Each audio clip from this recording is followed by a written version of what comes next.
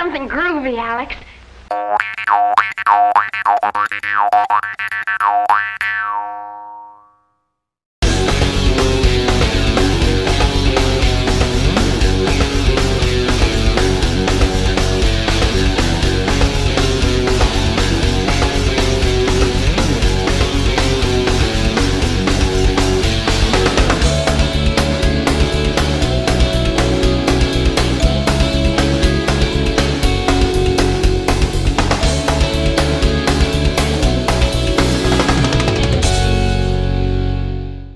Good evening and welcome to the Democratic Voice. Thank you for tuning in today. It's nice to see you out there today, and everything is looking so good in El Paso County, and we are getting ready for an election.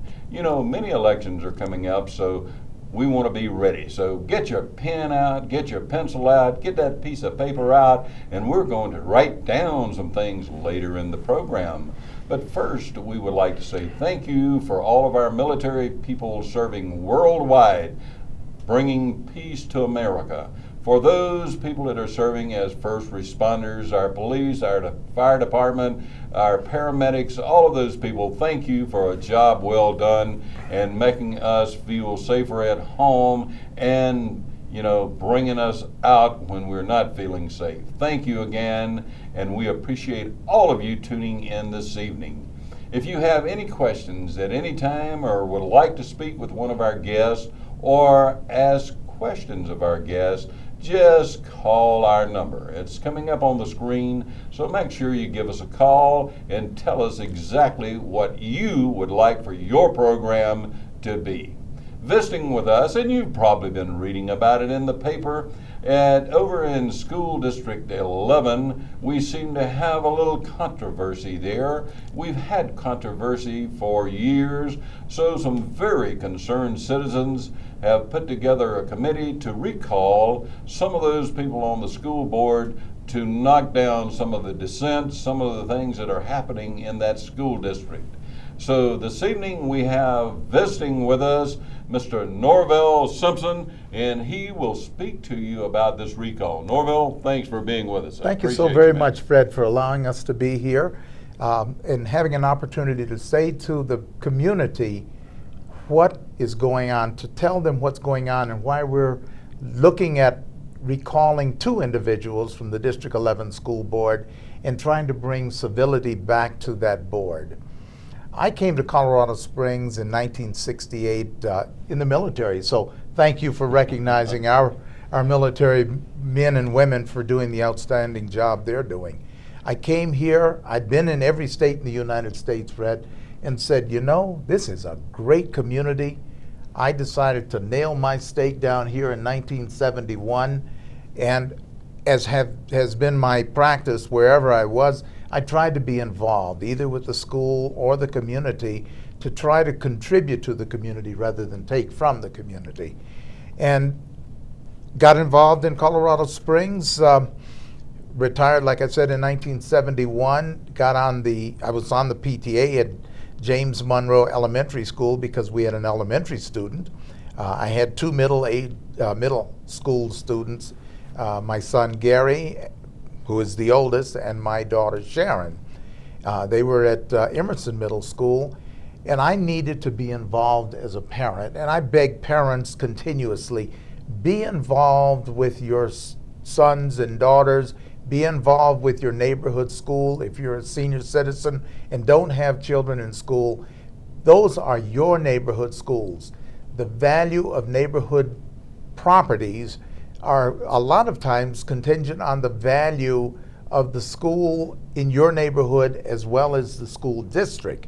Because if you have a poor school, the property values go down or could go down when you try to sell it, and it's a loss. But people want good, solid education, good, sound education, and they talk about Colorado Springs and the educational system. And this hubbub that's going on now, people are complaining and concerned, why do we have such a dysfunctional board when we could have such an outstanding school system? Colorado Springs School District 11 is the largest school district in El Paso County. we've got 16 school districts here. We're twice as large as Air Academy or Harrison. People will say, well, these school districts are doing well, or Cheyenne Mountain School District 12. Well, they've got 4,500 students in District 12, and we've got 31,000 students in District 11. Between 1900 and 1950, we built 9 schools. In between 1950 and year 2000, we built 48 schools. So School District 11 has been an evolving district that is continuously grown, and we're finding a lot of growth on the edge of the school district as people are moving out further and further from the center of town. But I got involved on the accountability committee first in 1972. Well, Norvell, let me ask you a question though. What's causing the problem? You know, people here want to know what the problem is. What do you think is causing the problem? I know the background of the school, but what's causing the problem? The problem is individuals have come into this community, have not served on the committees, have not been contributors to the school system. And we have one individual, well, let me get right to the very core of the issue. The fact that for the last 3 years, Eric Kristen, Mr. Cox, Mr. Brazil, and Mrs. Shakes, and I said Eric by calling his first name because he has been a leader in dysfunction. And as a leader in dysfunction and not willing to cooperate or move the district in a direction toward trying to make sure that we educated all children, made sure that we didn't have a single issue focus like vouchers, that we didn't have a single issue focus like the private sector can do a better job of educating our students. This is a public school system, and the law of Colorado says it will have a public school system. So when someone comes in, Mr. Kristen came in, been here for 4 years now, been on the school board for 3 years, got elected in 2003, and ever since he got elected, in fact, before he was elected, he talked about things that would disrupt or dismantle School District 11. And this disruption and dismantling of School District 11 is not what we need. We don't need that as we try to grow this school district in a proper form and fashion. I ran for the board in 1975 because I said low-income and minority individuals have not had a voice on the District 11 school board from my point of view. I was the first African American to be elected to the board and found that there were some specific issues dealing with minority students, some specific issues like tracking. So we had to eliminate tracking. Let me ask you a question now. I get excited now. Now, I take it from what you're saying, you're dissatisfied with that person's name you call. Now, how, and I believe you're out with petitions, getting people to sign those petitions. How can they go about getting those things signed and everything? And tell me about the petitions, what it's bringing up. Okay, well, on the 1st of June, the board voted to terminate Dr. Sharon Thomas after having been there for less than a year, for 11 months. That was the final straw, and a large number of individuals, a large group said, not only to me, but to other folks, we need to do something. Well, in order to get an action started, somebody has to take the ball and run with it. So Mary Ellen McNally, Ann Oatman Gardner, and myself, along with others, met. We strategized of what we could do, how we could do it, how can we solve the problem, and we took out a request for a recall petition. Went through the county clerk and recorder. They approved it yesterday, and last night we had our first session with the community to say we now have petitions. We will have locations all over the city for you to be able to pick up these petitions, and you'll be able to carry a petition if you're a registered voter in School District 11. That's what's critical. You must be a registered voter in District 11 in order to carry the petition. Our theme is in the chaos, because we've had a chaotic situation. Sandy Shakes ran with the group of 3 other individuals for reform, not looking at, not evaluating, but they came in off the street and said, we're going to reform the district. We're looking at, last year, she shifted from being a reformer to talking about how individuals had paid their way, had had illegal meetings, and had been driving a wedge between the public system as well as what needed to be done in School District 11. We had chaos, and we've had chaos since those 4 individuals were elected in 2003. We focused last year on electing 3 people that were logical. Now the petitions that we have to recall Sandy Shakes and Eric Christian are being dispersed to anyone who wants them. They can call 634-2279 and ask for a petition to be delivered to them, or they can be told where they can go pick up petitions. They, as I said, must be registered voters, and we're hoping that they're interested in making sure that our school district continues to be a qualified, highly qualified, and appealing school district. We're the district of choice. People have so many choices. They can go to different schools throughout the district. Their children can take focus on different subjects or vocations if that's what they're interested in. It's a wonderful school district, but we need the total community to be interested and to be informed. We, the committee of 3 right now, are just the executive committee, I'll call them. We're the ones that took the petition out. But the committee of hundreds have showed up last night. There were over 250 people there last night. This is not a Republican issue. This is not a Democrat issue. This is a community issue. Colorado Springs School District 11 is the city's school district, and we should have the best education possible for our children. If we set the standard, if we say we want quality education for all children, then that's the goal that we're striving for, and we want to make sure we're successful. We had the #1 graduate from the Air Force Academy last year who graduated from District 11 schools. The #1 graduate from West Point graduated from District 11 schools. The teacher or the principal of the year for the state of Colorado is a District 11 principal. The brochure that tells about the budget got a national award. Next week, the principal of Holmes Middle School is going to Washington, D.C. to be honored because she's representing the state of Colorado for an outstanding middle school. We've got great schools, great children, outstanding young people.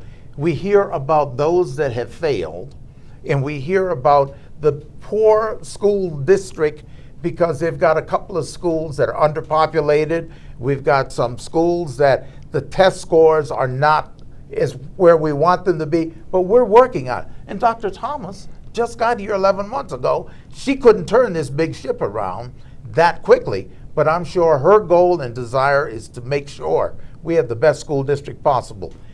Everyone out there, please sign a petition. We've got to have 15,000 eligible voters who sign petitions, and we have a 60-day window in which to do it. We're trying to gather 15,000 signatures for Eric Christian, 15,000 signatures for Sandy Shakes, and we want to be able to get it into the clerk and recorder's office during the time so that we will be able to meet the general election timeline of November. Not to cost the taxpayers an inordinate amount of money, but to save money by meeting the general election time and then making sure that we have good qualified candidates later to run. But it's a big process, and we need the community's help.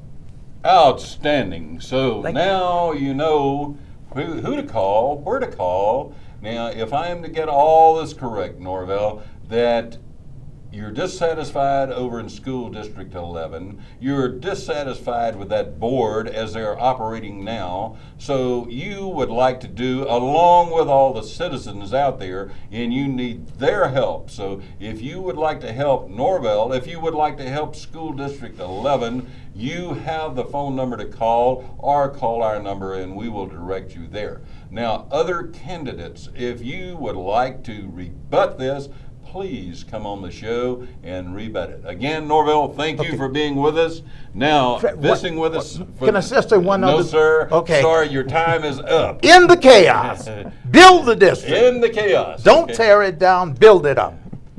Next, visiting with us this evening, we have a candidate for County Commissioner, Mr. Bruce Berner. Bruce, tell us about yourself, where you're from, all that good stuff, and why you're running to be a candidate for the County Commissioners. Well, Fred, I tell you, I've moved here from Minnesota and with my family back in 1947. So I was just a little youngster there, 5 years old. And that was Colorado Springs used to be a very small town then, about 30,000 people. And we used to go to the movies in the morning and on Saturday morning movies, you know, and the bus driver knew our names, and if we messed up, he knew our family and our parents, and so we'd always get in trouble. That's how close the community used to be back in those days. Anyway, I graduated from Harrison High School back in 1959, and I enlisted in the United States Marine Corps for 4 years. And when I got out, came back to Colorado Springs after seeing the world, half the world, and still love this town. And I got in the restaurant and lounge business back then, and that's what I've been doing for the last 30 years, on and off.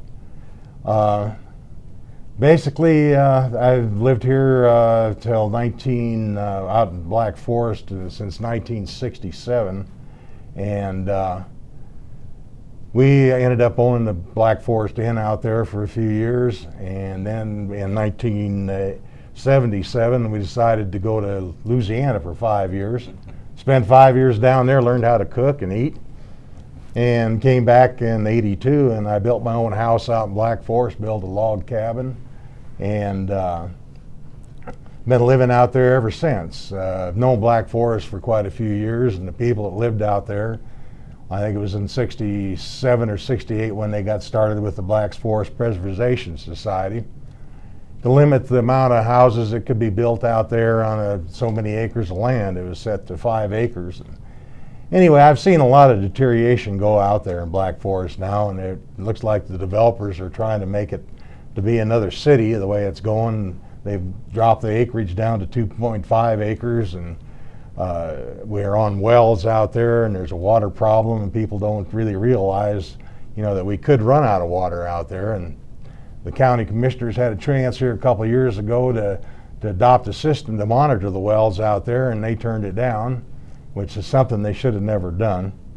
But this is one of the reasons why I'm involved in this as being a county commissioner. They got into the eminent domain, which I think was a pretty bad thing to myself. I don't think it's morally right to take anybody's property for any reason whatsoever. As long as you own it, it should be your property, and that's what the Constitution set up for us to do. But that's another one of my issues that I'm into. Basically, there's a lot of wildlife out there. One of the developers is supposed to be donating this 300,000 square foot building to show us what Black Forest used to be like before he got here. And I don't know why he's doing that. He could just leave it alone and stay that way. But anyway, that's one of the reasons I got involved. I'm tired of seeing the Black Forest being run down and developed so high as what it is, and also with the Trial Lakes area up in Monument and Palmer Lake. They're having trouble with their eminent domain on Baptist Road and taking people's property and finding out what kind of, if they're going to put sound barriers up for the property that they have taken for this developer putting in a bunch of homes east of the I-25 there. And the school district's trying to take somebody else's property out there. And their developer wants to take, I think it's Mrs. Whistler's property on the eminent domain, and she's homesteaded that property, I understand, about her family did about 125, 150 years ago. And it's just sort of a shame to see a developer to be able to do that, and it's also a shame to let the county commissioners be able to do that to the people. And this is one of the reasons I want to get involved into the county commissioner, is to see these things cease and do something better for our county than to have it be destroyed like it is being destroyed now. And that's basically most of the things I have to say at the present time about it. So. Well, Bruce, I would It's like to sort ask of- you a couple of questions, if I may. You mentioned the water out there. So when we talk about the water and water from the wells, is the water level falling in the wells? What can we do to keep this from happening? Well, it's funny that the state hasn't done any great monitoring of the systems. Most of the wells out there have been monitored by the people themselves, and a lot of them haven't really paid much attention to it in the last few years. It's sort of funny to look at Colorado Springs in itself, as the last 3 years they've been on water rationing, and that ought to be able to tell the people here in El Paso County and in the city that we don't really have that much water available for the amount of people that we have moving in here, and something has to be done about it. And to control that, what's being put out there in the wells themselves, and start drawing from them to the people that we have there, is just going to cause a lot of problems. It's pretty hard to have a $500,000 house sitting there and your well goes dry, so it's pretty expensive to do. And if you don't have any control over what the building is going on out there, and it seems that the commissioners don't want to do that, they just want to keep building and building.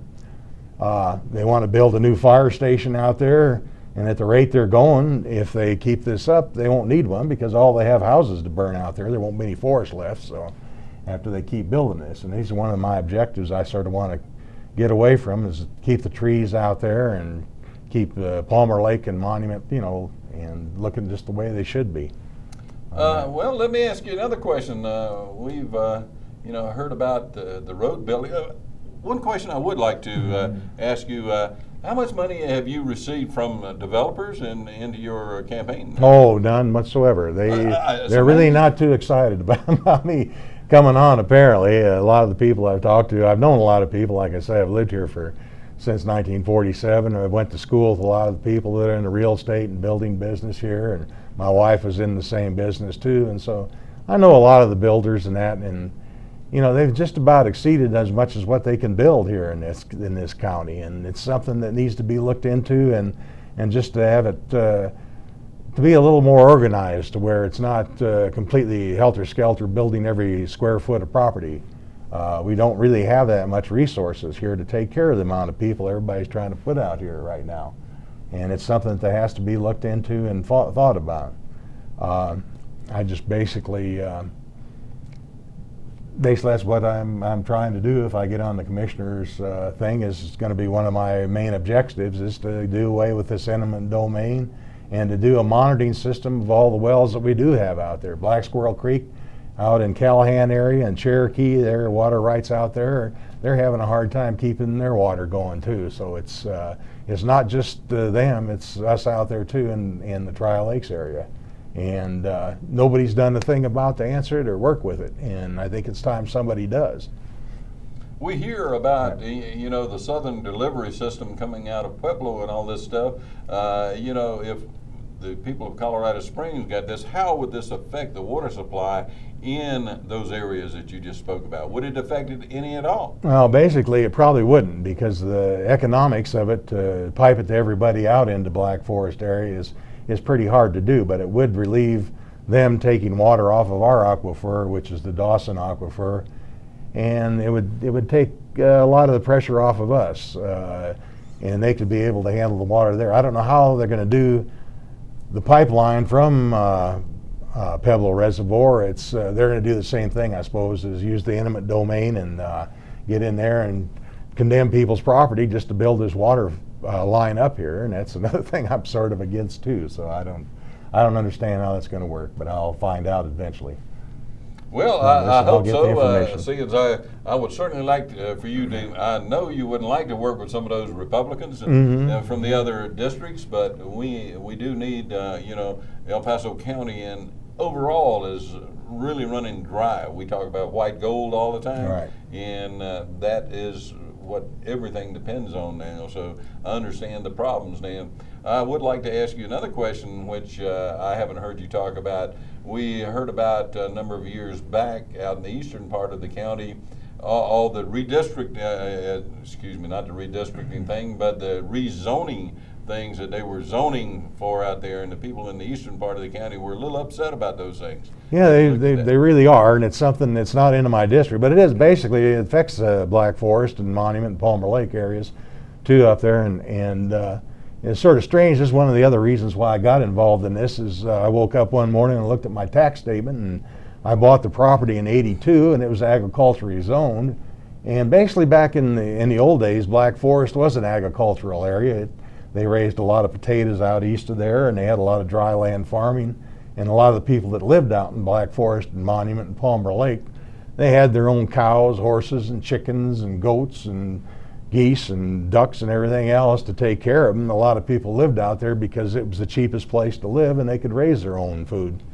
And nowadays, I woke up that one morning and looked at my tax statement about 5-6 years ago and saw that all of a sudden I'm in a residential area and had no idea that this had happened. I had no notice from the government or from the city or from the county telling me that I was being rezoned. I had no option to be able to vote on whether I wanted to be rezoned or not.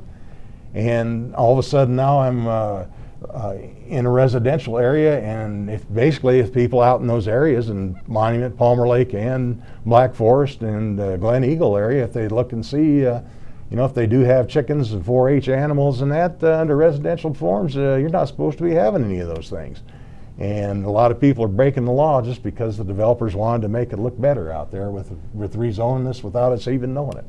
And that's one thing that sort of upset me, and that made me want to get involved into this.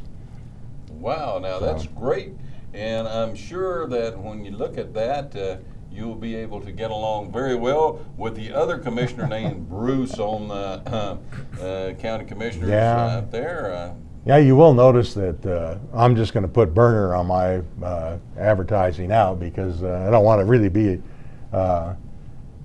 pretty close to him. But in a way, him and I really have a few things in common that I do agree with. And he does come on pretty strong, and he does have a lot of ideas that I sort of like. And I told him that when I met him, and he felt that I shouldn't feel too bad about that. So it made me feel pretty good too. But there are a few things that I would agree with him on, and a lot of the things I've seen that the commissioners have done, I do agree with a few of his things. One of the things that Burner, agrees with is how to spell Bruce, I'm sure. There's always a few things that you can agree on, and we certainly appreciate you being a candidate. And for District 1, we would urge all of you viewers to pick up your phone and give Bruce Burner a call and pledge your support, your help, all the things that he needs. Thank you so very much, Bruce, for being with us. Thank you for tuning in today. We appreciate all of you, and it's good seeing all of you, and have a good evening.